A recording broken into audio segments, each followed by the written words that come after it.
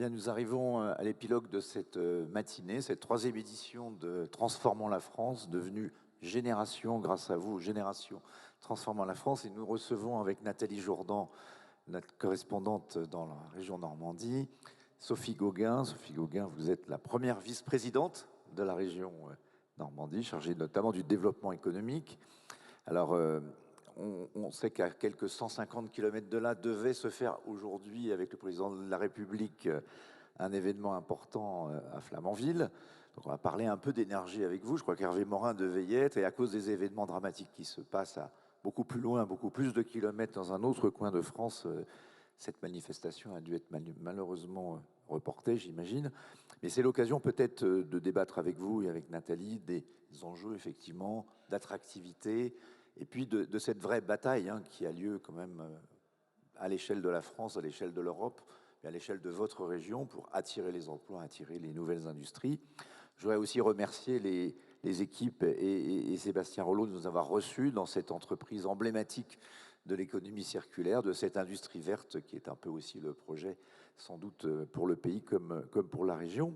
Alors peut-être pour commencer, avant de parler de Flamanville, vous demandez, vous soutenez, vous, la région, cette entreprise, Lormoto, qui essaye de réinventer l'automobile circulaire et l'industrie électrique, le mariage de l'industrie électrique et de l'automobile.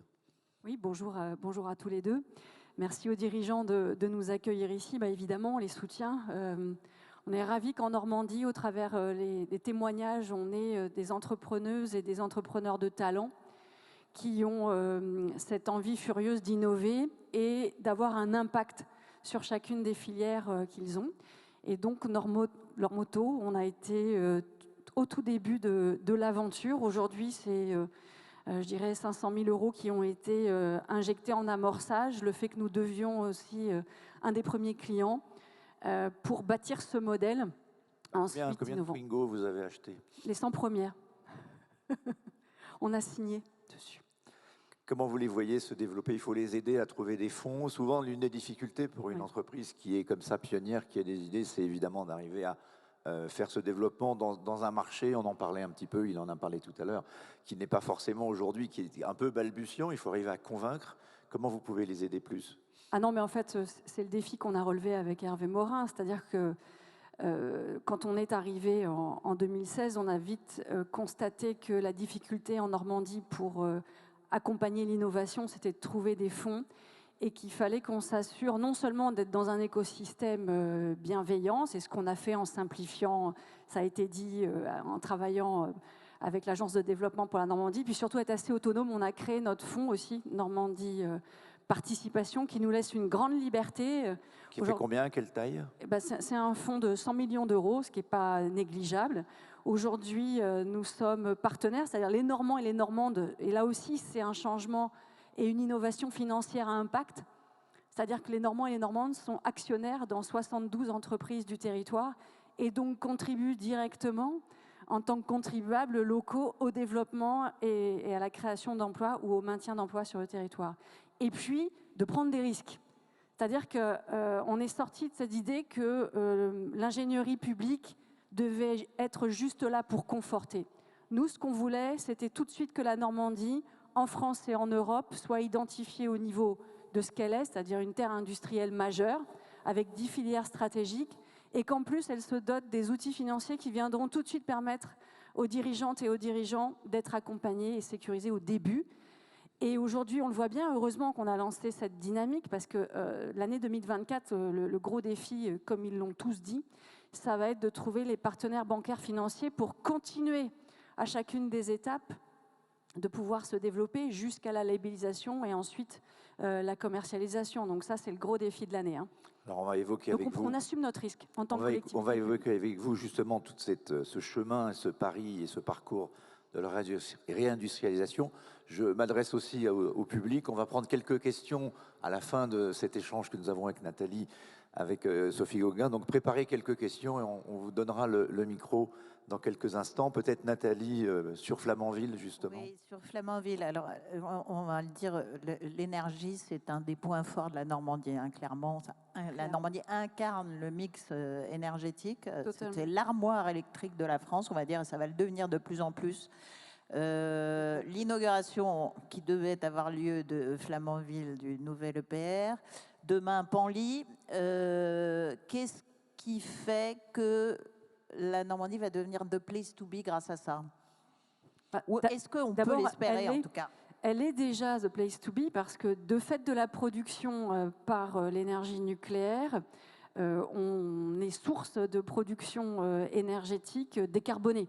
Quel que soit le jugement de valeur qu'on porte sur cette énergie, de fait scientifiquement, c'est déjà une source. Et donc, toute l'attractivité que nous avons, c'est d'acculturer les entreprises déjà qui sont sur le territoire, mais celles qui veulent s'y installer, de se dire que c'est ici qu'il faut qu'elles se développent, parce que par cette énergie, c'est déjà très décarboné dans un bilan RSE carbone. Et ensuite, on incarne le mix énergétique avec Normandie Hydrolien tout à l'heure, c'est-à-dire que en dehors des stratégies d'État ou européennes, avec Hervé Morin, on a relevé le défi d'innovation, de ne pas lâcher l'hydrolien quand on a été lâché au niveau national, de créer des conditions de rebondir sur des joint ventures et aujourd'hui de permettre d'être au rendez-vous avec Laura Blanchard, de la même façon sur l'hydrogène.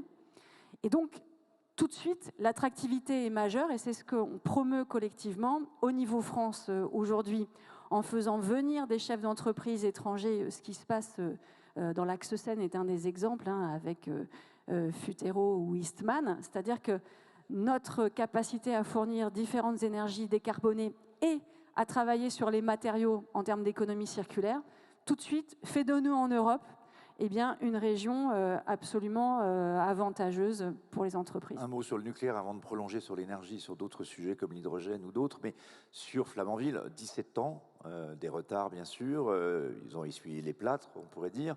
Maintenant 6 et peut-être 8 de plus si le plan d'Emmanuel Macron sur l'énergie de demain se met en place, c'est-à-dire 14 EPR en France, dont 2 réacteurs à Panly.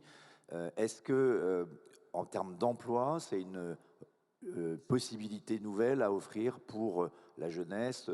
Il y a une filière à reconstruire. On a bien vu qu'elle a souffert, cette filière nucléaire. Est-ce que vous prenez des initiatives particulières? Parce que ça va être un très grand chantier nucléaire qui va durer 20 à 30 ans. Le nouveau plan Messmer, le plan Messmer 2, comme on dit. Non, mais c'est gigantesque. D'abord, on a été en phase d'avance de test parce que, comme les chefs d'entreprise, ce qu'il faut faire dans la vie économique ou dans les grands projets stratégiques, c'est de faire des retours d'expérience. Et donc, l'anticipation de l'arrivée de ces projets, même si on n'est pas sur la décision finale, il fallait enclencher des négociations pour pouvoir préparer les conditions de formation. Il va falloir plus de 6 000 ingénieurs, 12 000 recrutements, donc il fallait se préparer en trouvant les équilibres territoriaux, puisque de toute façon, aujourd'hui, il n'y a aucun secteur qui ne soit pas confronté au problème de recrutement, et que l'image des métiers industriels, certes, est en train d'évoluer, mais qu'il fallait aller encore plus vite. Mais dans le nucléaire en particulier, donc, parce que dans le nucléaire, on sait que c'est des problèmes de soudure, mais de très haut niveau. Il y a tout un tas de nouveaux métiers, de nouvelles filières de formation qui sont à créer. Alors, la soudure, ça a été notre défi numéro 1 quand on est arrivé. Aujourd'hui, parce qu'on a mis le paquet, parce qu'on a créé des écoles de production, parce qu'on a développé des écoles sur place avec les industriels, je dirais que on arrive à temporiser la question de la soudure. Mais aujourd'hui, ce sont les ingénieurs électriques, électromécaniciens, le fait de travailler sur de la maintenance. Tout industriel aujourd'hui est confronté à cette pénurie de main-d'œuvre. Donc, on y travaille en accélérant un programme de formation qu'on a mis en place avec l'État. Bon, on est un peu allé le chercher, hein. Vous connaissez le tempérament d'Hervé Morin. On a été négocier 43 millions d'euros sur la formation pour Panly. Et maintenant, on le déploie sur les territoires, ce qui n'est pas sans difficulté, parce qu'il y a aussi ce regard qui doit changer vis-à-vis de la jeunesse sur ce qu'est de travailler dans une énergie nucléaire aujourd'hui. Alors, il y a des signaux forts, c'est le nucléaire. Il y a aussi des signaux faibles, hein. Il y a la fermeture annoncée par ExxonMobil de sa plateforme pétrochimique. Ça, c'est un motif d'inquiétude. Le long de la vallée de Seine, il y a un certain nombre d'industries qui sont nées dans les années 60 et qui, aujourd'hui, risquent, si elles ne se renouvellent pas, de disparaître. Qu'est-ce que ça vous appelle comme commentaire ?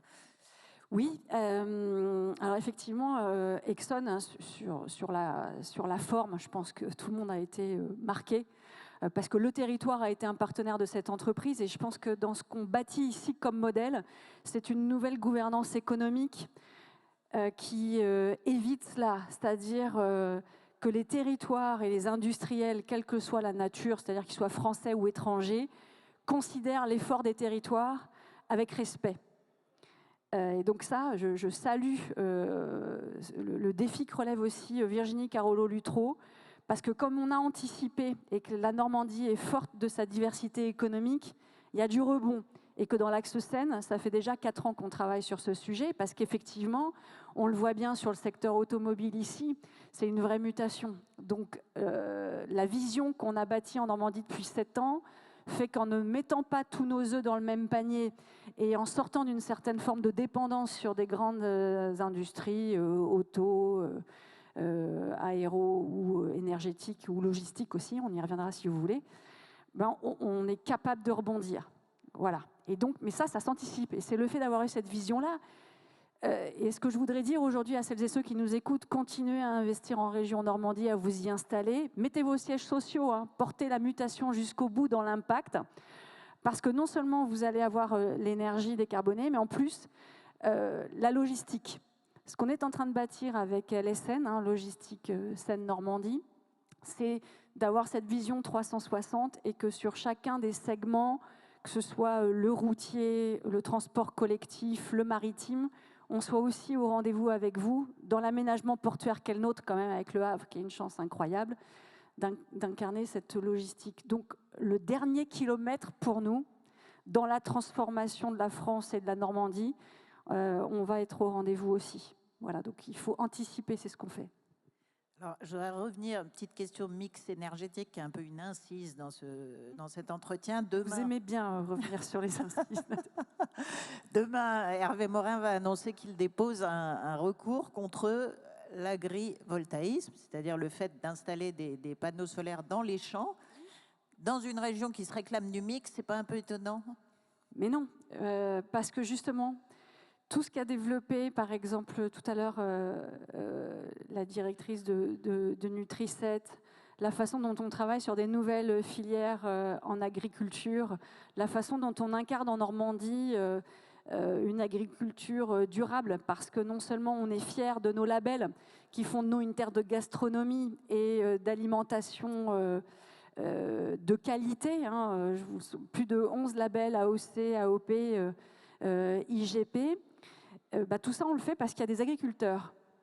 Et que les agriculteurs, si on veut leur permettre de pouvoir développer leur production, être au rendez-vous de la nutrition du futur avec les protéines, continuer à être leader mondial sur le lin, il faut qu'ils puissent produire et élever. Et on ne le fait pas en venant installer une concurrence déloyale avec une rémunération hors norme, parfois avec des gains de rentabilité sur l'agrivoltaïsme, en congelant des terres qui ne leur permettraient pas d'avoir ce niveau d'exigence et ces qualités de production. Donc il a raison, Hervé Morin. Enfin, je veux dire, il faut arrêter d'être dans l'incohérence. Donc autant on est au rendez-vous du développement photovoltaïque avec les industriels, l'occupation de friches quand elles ne sont plus réutilisables. Et là, ça donne tout son sens dans le ZAN et tout ce qu'on s'est dit sur la raréfaction du foncier. Mais à un moment donné, si on veut continuer à soutenir une agriculture durable, innovante et responsable, eh bien non, on dit non à l'agrovoltaïsme. On l'a bien entendu. Pour poursuivre sur les obstacles à la réussite de la réindustrialisation, vous avez cité la formation, on pourra peut-être y revenir tout à l'heure, mais le ZAN, la question finalement de la disponibilité du foncier, la régénération d'un certain nombre de friches, bon, il y a tout un plan. Est-ce qu'on met suffisamment de moyens? Il vient d'y avoir Choose France, là, qui vient d'avoir lieu. Vous avez vous avez été assez attractif, mais on voit bien la difficulté aujourd'hui. Assez attractif. Parmi les plus attractifs, vous allez peut-être nous donner le bilan, super attractif, un peu comme tout, mais tout le monde se bat aujourd'hui pour dire où est-ce que je vais pouvoir installer mon usine. C'est pas seulement mon usine, derrière il y a des gens qui vont travailler ou dans cette usine ou dans ces activités, il faudra des logements, il faudra des écoles. Est-ce qu'on met suffisamment en place aujourd'hui tout l'écosystème qui accompagne cette volonté qui est là, mais voilà, on a l'impression que ça patine un peu, comme on dit dans l'automobile. C'est ce qui se passe quand on vote une loi sans étude d'impact préalable. Parce que le ZAN, aujourd'hui, on peut considérer, et je m'adresse à ceux qui nous écoutent, que ça vient du territoire, pas du tout. Enfin, c'est une loi climat et résilience, et dans cette loi, il y a un volet qui a été mis en place qui s'appelle le ZAN. Et face à ça, ce sont les élus locaux qui doivent répondre. Donc, transfert de charges et de responsabilité totale. Donc, il y a eu deux options, où on se cachait derrière notre petit doigt, où on se disait, en région Normandie, si on veut continuer à avoir la dynamique qu'on a et l'attractivité, on relève le défi. Et donc, on a relevé le défi en essayant de créer un pacte territorial au travers, alors, là, je vais perdre tout le monde, mais le SRADET, un schéma régional. Sauf que quand même deux choses. Une friche, aujourd'hui, si on regarde le cadre de la loi, dès que la nature a repris son droit, on ne peut plus y toucher de toute façon. Et donc, l'entreprise, autant innovante qu'elle soit tout à l'heure, qui présentait ses études de sol, on a quand même cette difficulté-là, c'est trop de rigueur. Sur Panly, par exemple, il y a un comité stratégique qui a été mis en place. Effectivement, il va falloir qu'il y ait des procédures dérogatoires, sinon on n'y arrivera jamais. Parce que pour alimenter le flux véhicule jour, par exemple, ne serait-ce que pour les salariés et les entreprises, il faut des routes. Sauf que les routes, elles viennent impacter le quota territorial et pas le quota national, puisqu'il y a une répartition qui va se faire entre le quota de construction État, je schématise parce que tout ça est d'une complexité à rendre dingue, et le quota territorial. Donc, il est plus que temps qu'on ait une mesure fine de ce qui va être sur le quota local, le quota régional et le quota national. Mais par exemple, donc aujourd'hui j'adresse ce discours avec simplicité à tous les chefs d'entreprise que je rencontre sur le territoire, c'est-à-dire qu'il faut qu'ils aient une stratégie en plus du reste sur leur immobilier et leur foncier. Et qu'on imagine ensemble comment on va peut-être mutualiser des espaces, des lieux de stockage, si on veut pouvoir être performant dans le développement des entreprises en Normandie. Sauf qu'on arrive à, encore une fois, des absurdités administratives. Et j'espère que la loi de simplification qui arrive va permettre de changer certains points, parce que sinon on n'y arrivera pas, typiquement. Voilà.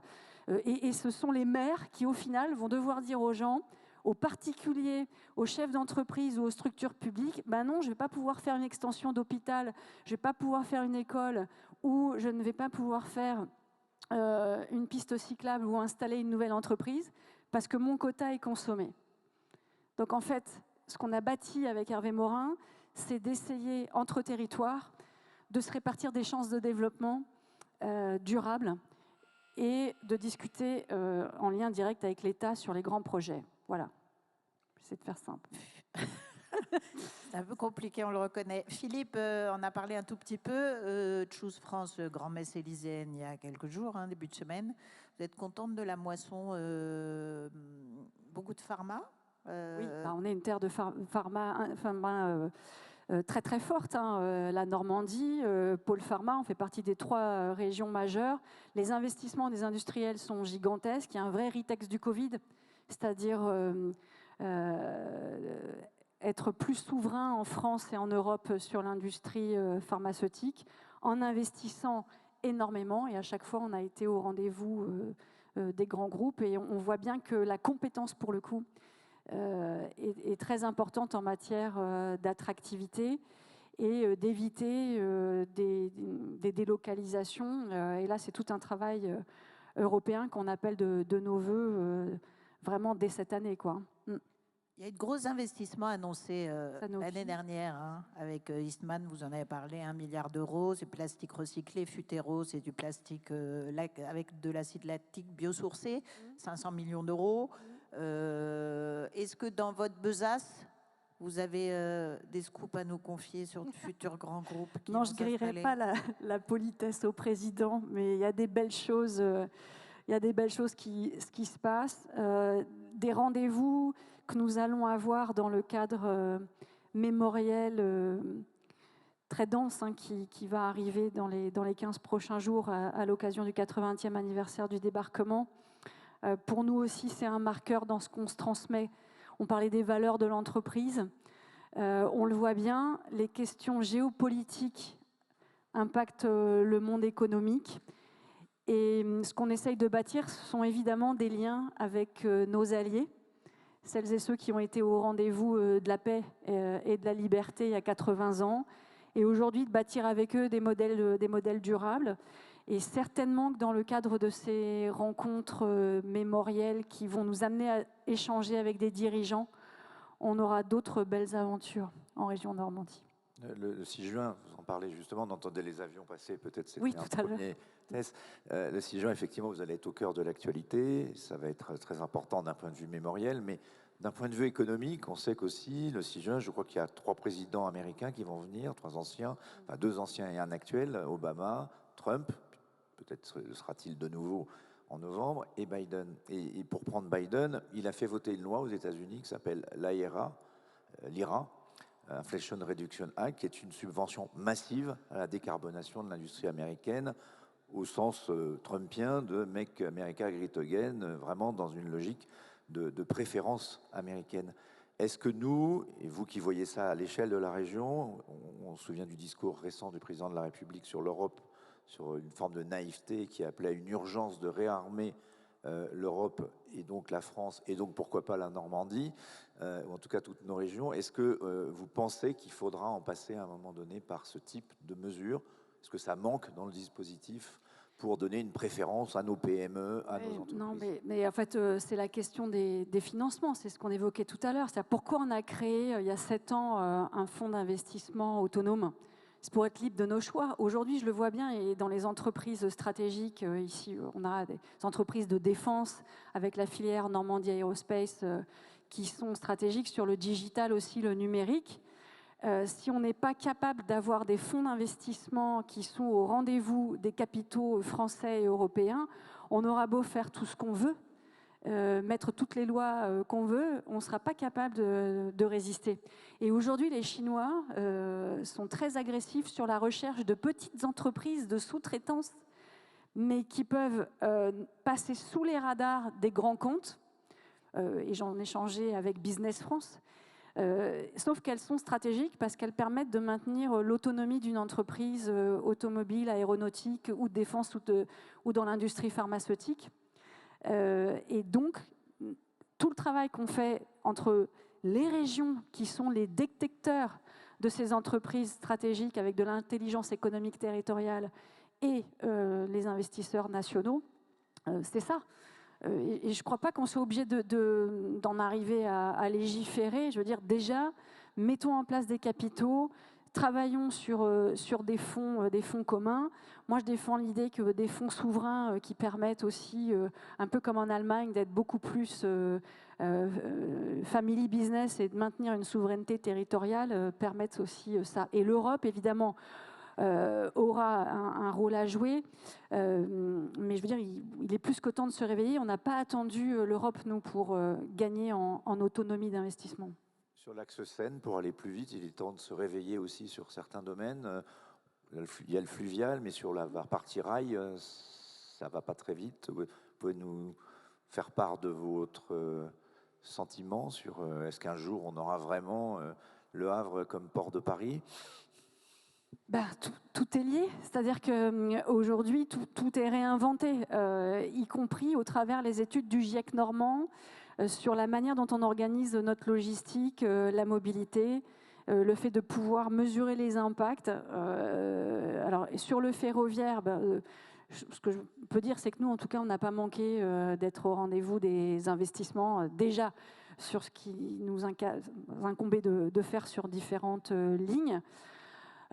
Aujourd'hui, les montants sont tellement gigantesques qu'on est toujours en attente de discussion avec nos partenaires sur cette partie-là, sur l'axe Seine.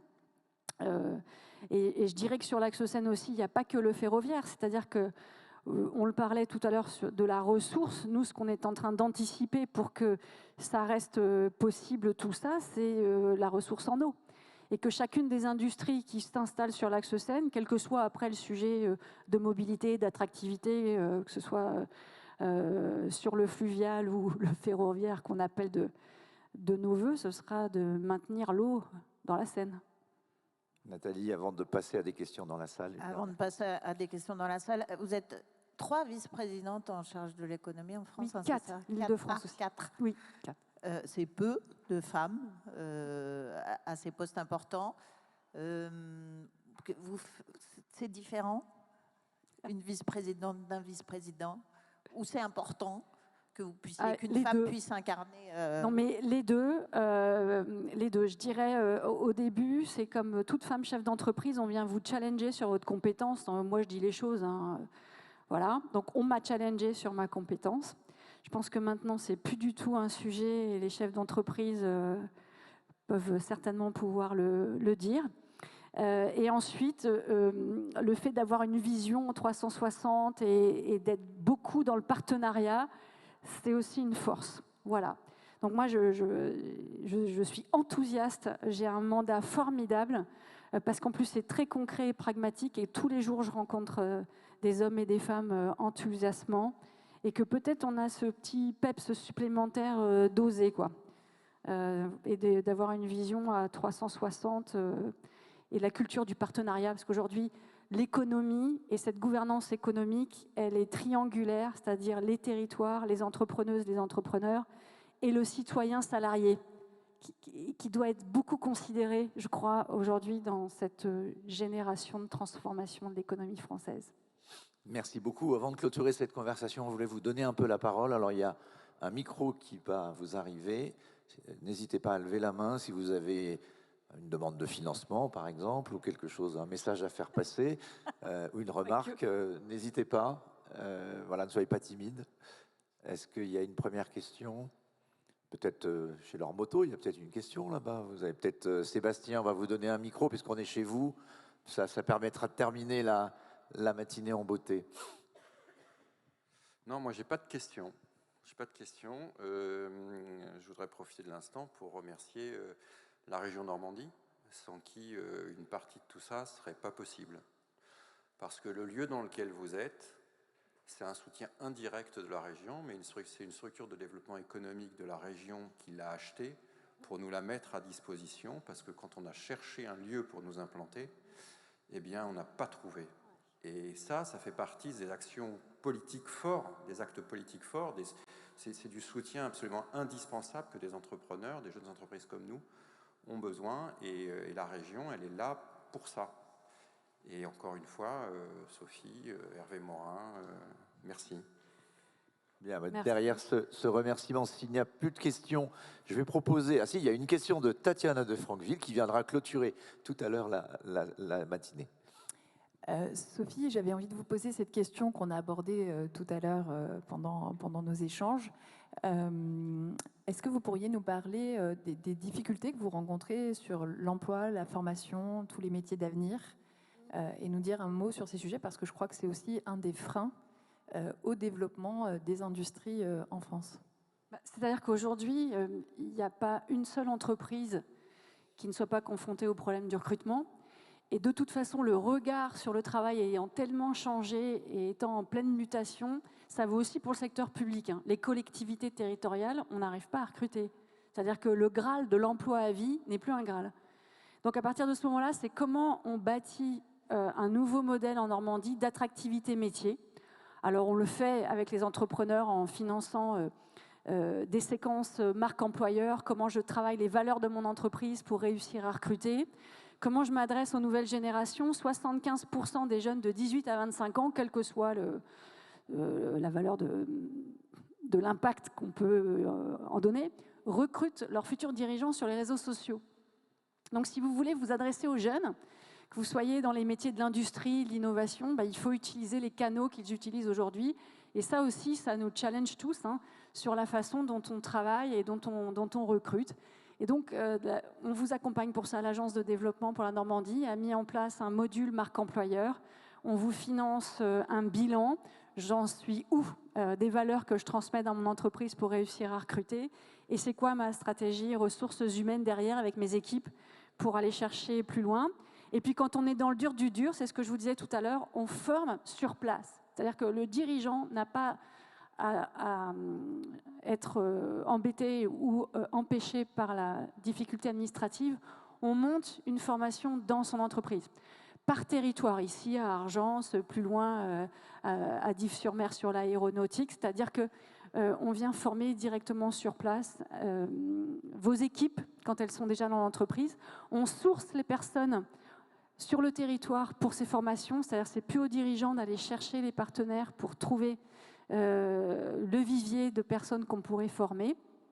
Et puis ça fonctionne enfin, le champ est gigantesque, hein, mais ça fonctionne plutôt pas mal. Et on finance des grandes campagnes sur l'attractivité normande dans nos trains, dans nos écoles, dans les universités aussi, où aujourd'hui on franchit les portes des lycées, où on vient expliquer pourquoi chaque jeune a raison de se former et de rester en Normandie. C'est parce qu'il aura un champ plus tard métier incroyable avec beaucoup de sens, dont celui du développement durable et de sa contribution à une industrie décarbonée et durable ici.